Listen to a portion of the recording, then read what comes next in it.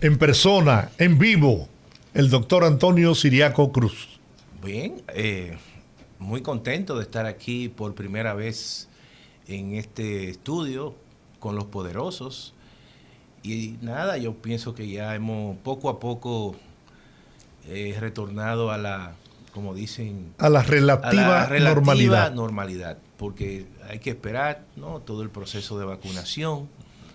Es un tema que pienso yo que se va a llevar su tiempecito por las situaciones que se han generado con el tema de la vacuna a nivel mundial.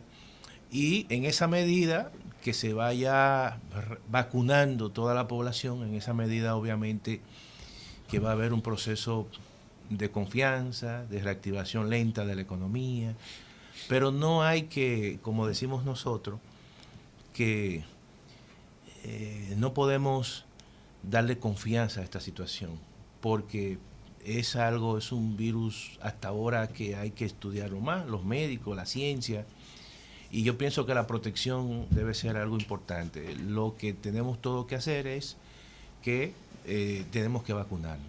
Yo pienso que eso es lo primero que tenemos que hacer, porque en cierta manera nos da cierto nivel de protección en caso de situaciones un tanto que se tornen quizás de gravedad. Pero yo creo que ese debe ser a uno. Como la solución a la economía, precisamente de la crisis económica vino de la situación sanitaria, la solución de la economía viene por el lado sanitario. Necesariamente tiene que ser así. El sector turismo no se va a reaperturar de manera definitiva hasta que esta situación no se controle en los países, obviamente, donde la República Dominicana tiene esos grandes mercados de procedencia.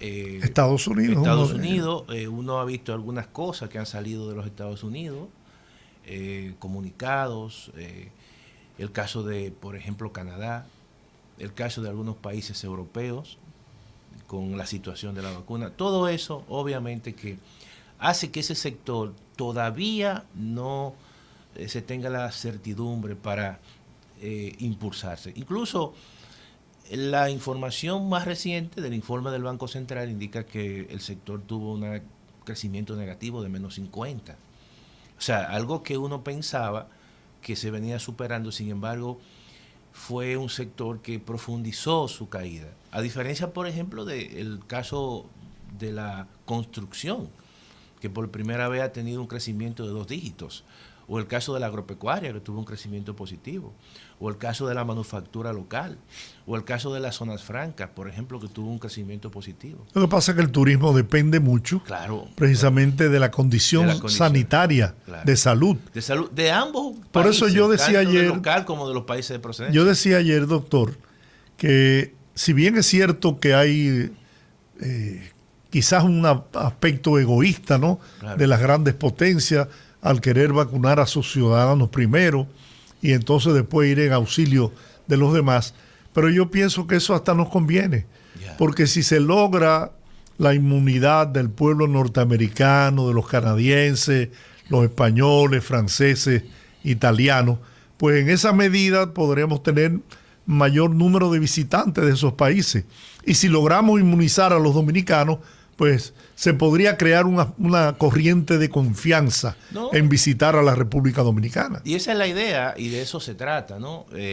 Yo creo que en la medida que esos países avancen, al margen de toda esa parte egoísta que han tenido, y muchas veces uno hasta desde las lógicas, ¿no?, de los países donde está ocurriendo esa situación, uno dice, bueno, pero yo pienso que también esto debe ser una experiencia para países como nosotros. Debemos tener mínimamente un ecosistema de institutos de investigación a nivel de biología molecular, producción de vacunas, mínimamente, así como nosotros hemos sido, y hay que decirlo, exitosos en el caso de la agropecuaria, porque al margen de todo tenemos capacidades para alimentar el 85% de lo que demanda la población dominicana, y eso obviamente en las diferentes crisis económicas se ha expresado en que el sector agropecuario, por ejemplo, ha reaccionado en el año 2008-2009.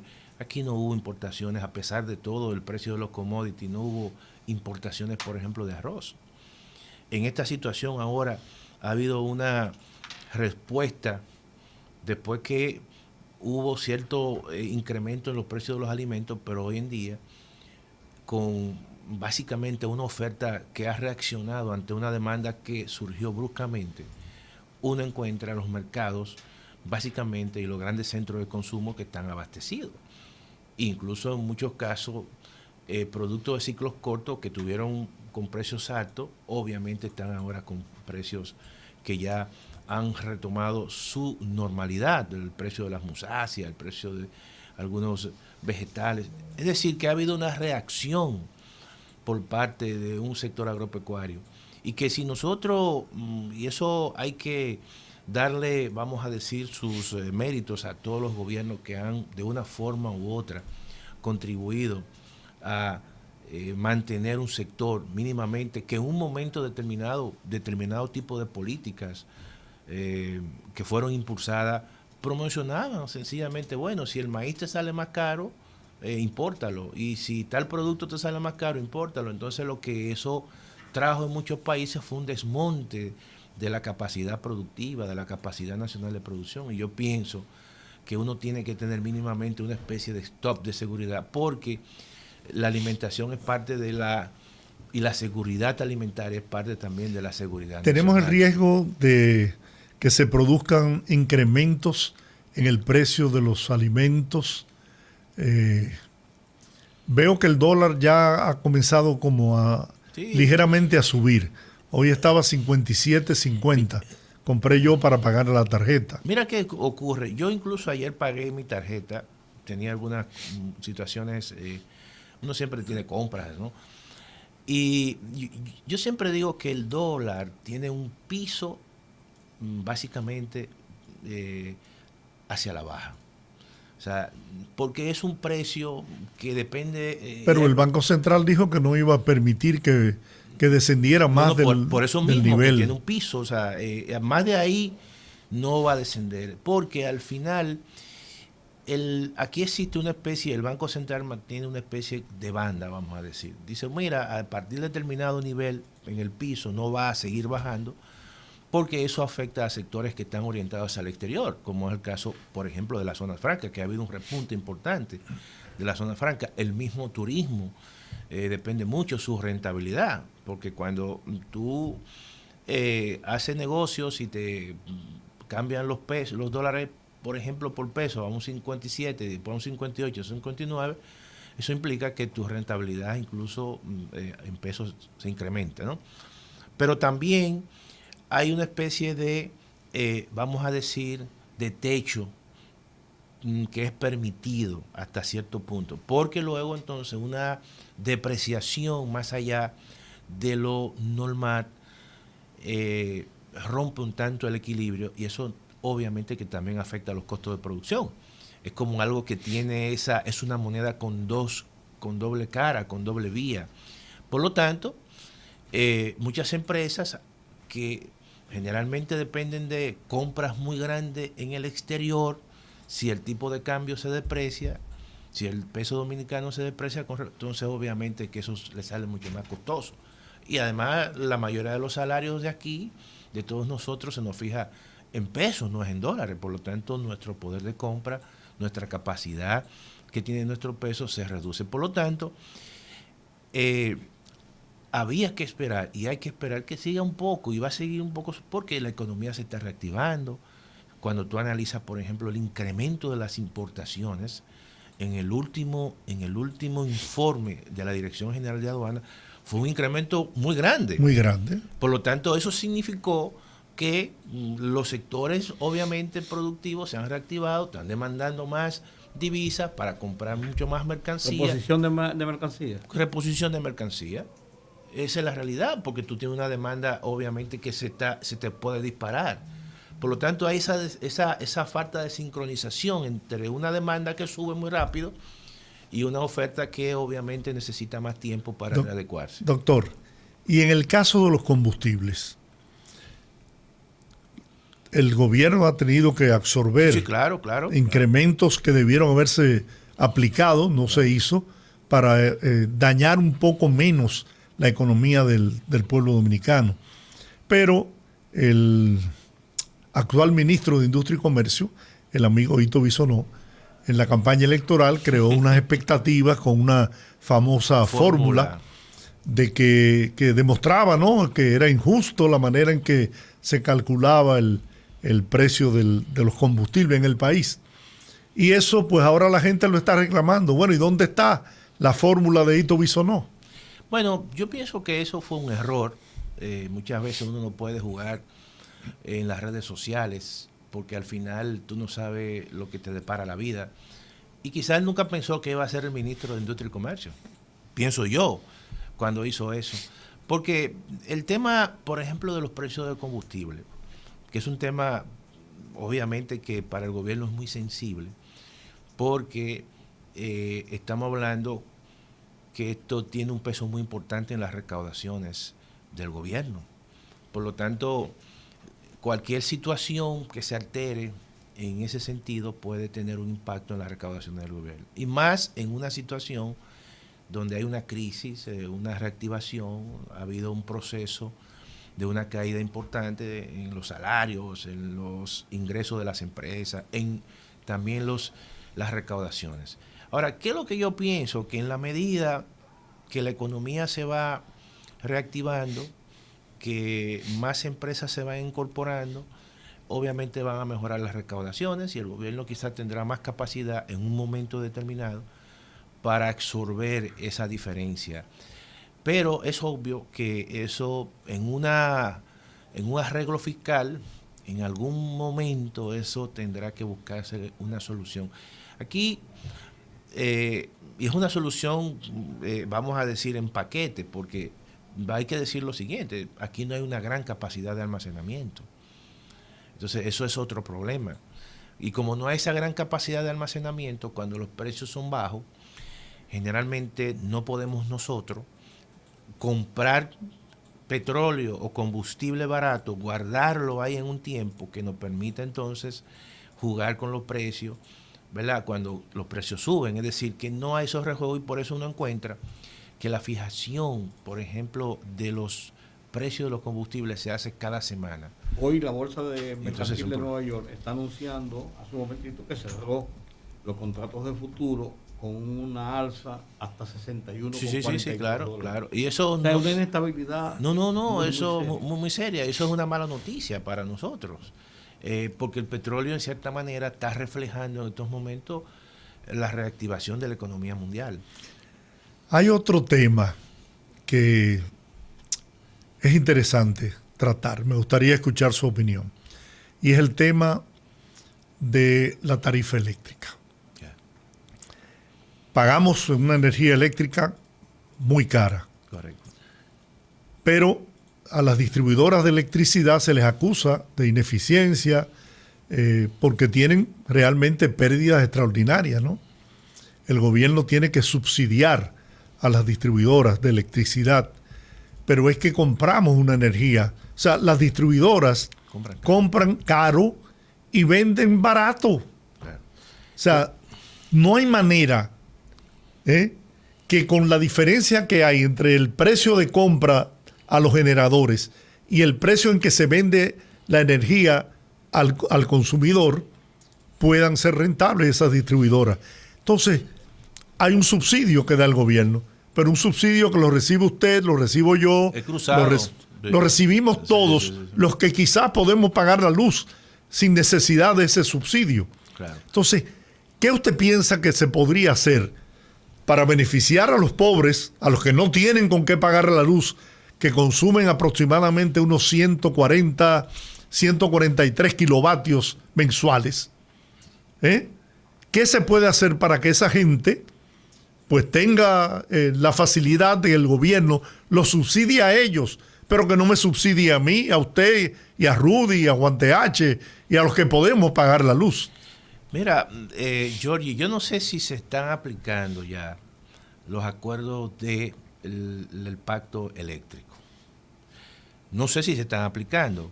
porque eso se discutió, incluso los que participaron en esa discusión. Hubo una discusión incluso a nivel territorial que se llevó a todos los niveles. Ahora, tradicionalmente aquí ha habido una situación a partir de la generación y también a partir del cobro. Déjeme agregarle algo.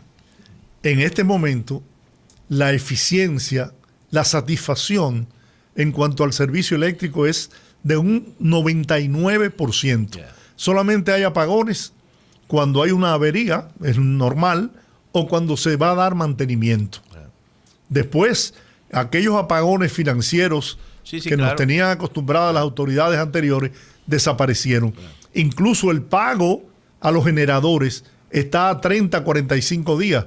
No se acumulan esas fortunas que se acumulaban en el gobierno anterior. Y además con tasa de interés en dólar altísima. Altísima, exacto. Porque eso se daba mucho. Entonces, ¿qué ocurre? Mira, tú sabes que en realidad en los planes de expansión de la Corporación Dominicana de Empresas Eléctricas debió primar, incluso ha primado, todo lo que tiene que ver una generación de bajo costo.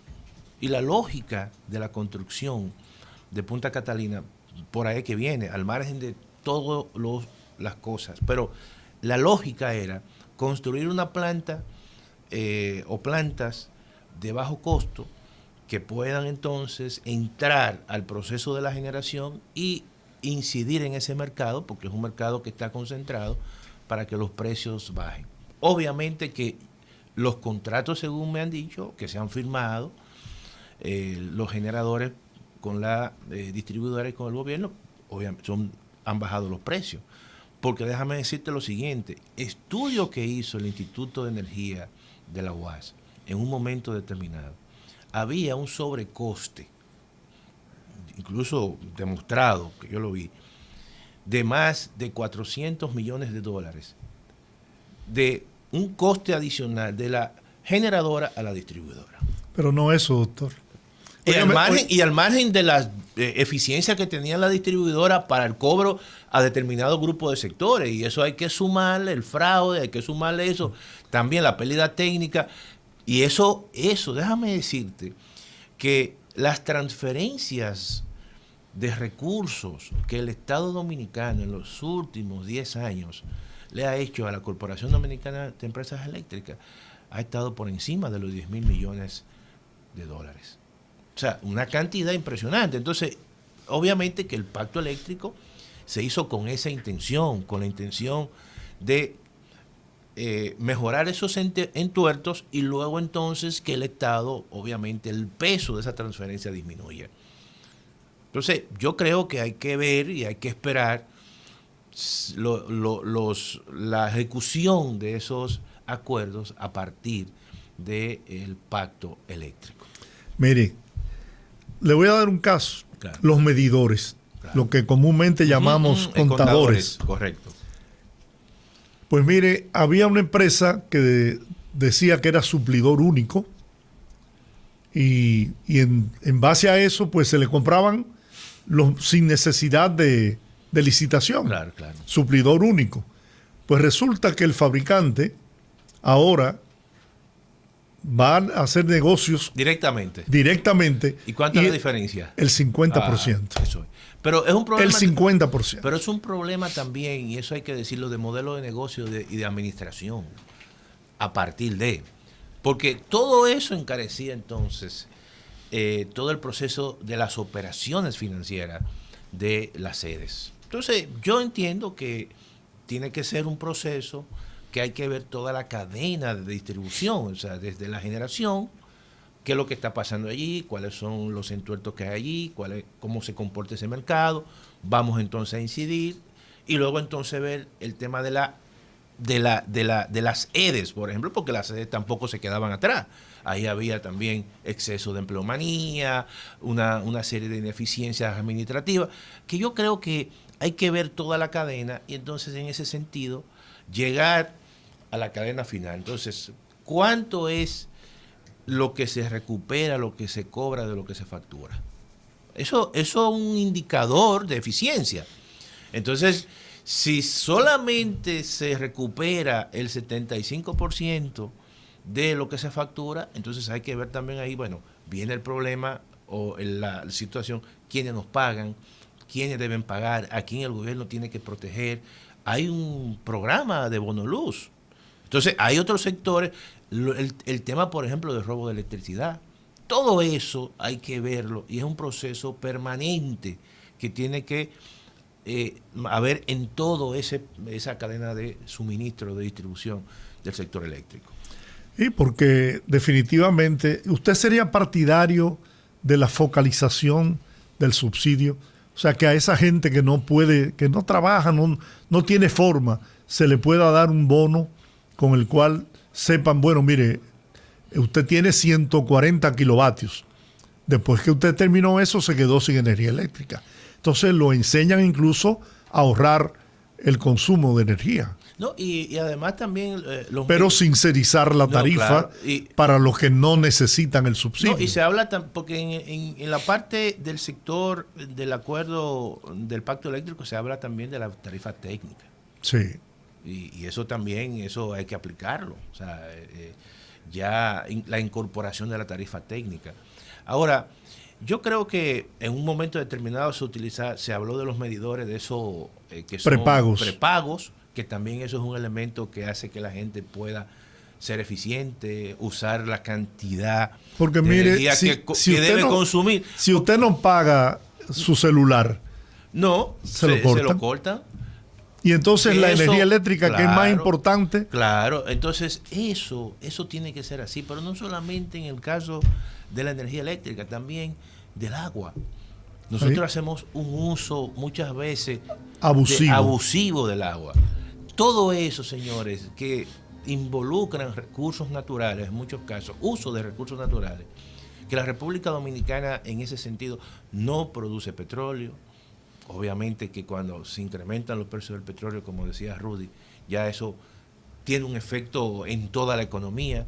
El agua es un recurso escaso, tenemos nosotros, pero es un recurso escaso, que es de una demanda permanente. Entonces todo eso yo creo que hay que meterlo en un paquete y establecer acciones de políticas públicas que la gente vaya tomando conciencia. ¿Es indispensable, es urgente el pacto fiscal? Yo creo que no, ahora no. Yo soy partidario de que si aquí se hace un pacto fiscal,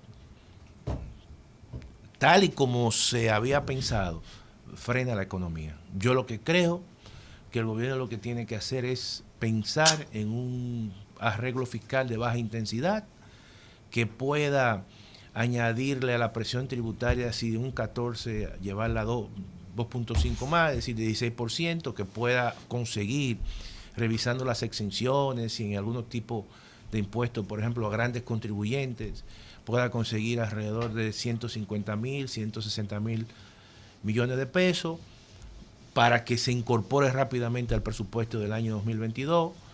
Aquí viene un proceso de aceleración en la segunda mitad de la actividad económica por la situación y el crecimiento que va a tener la economía norteamericana.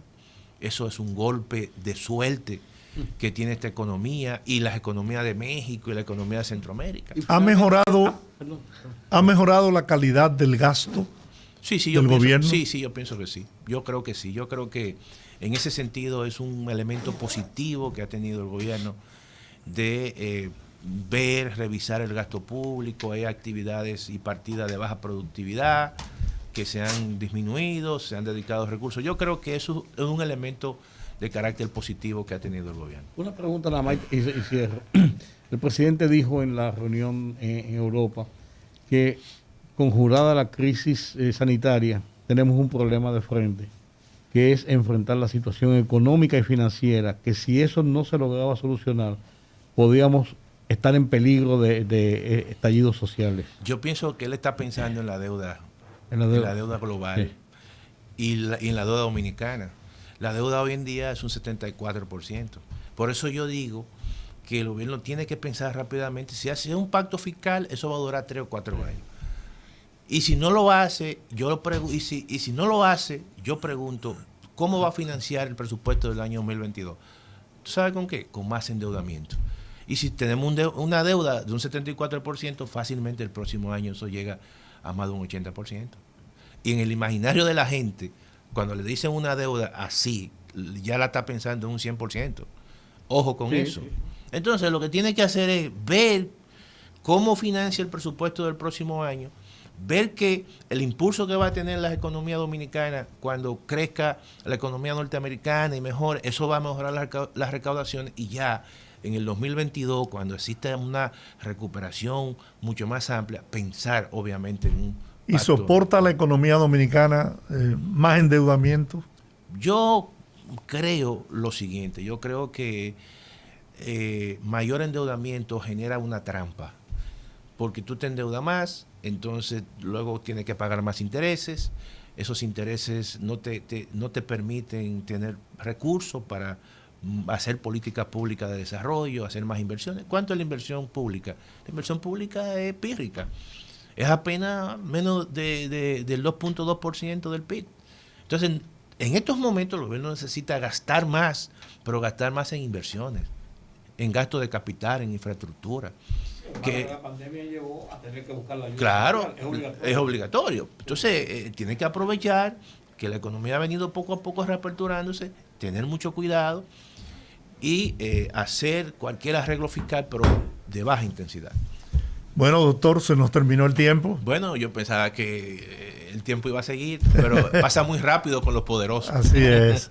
Aquí es más fácil. Aquí es más fácil, es cierto. Es un placer, un privilegio poder compartir con usted este segmento de economía cada semana. Con ustedes, ya ustedes saben, estamos aquí ahora. Ya. Bueno, nos despedimos hasta mañana, señores. Mantenga la sintonía, no nos cambie. A continuación, no se diga más.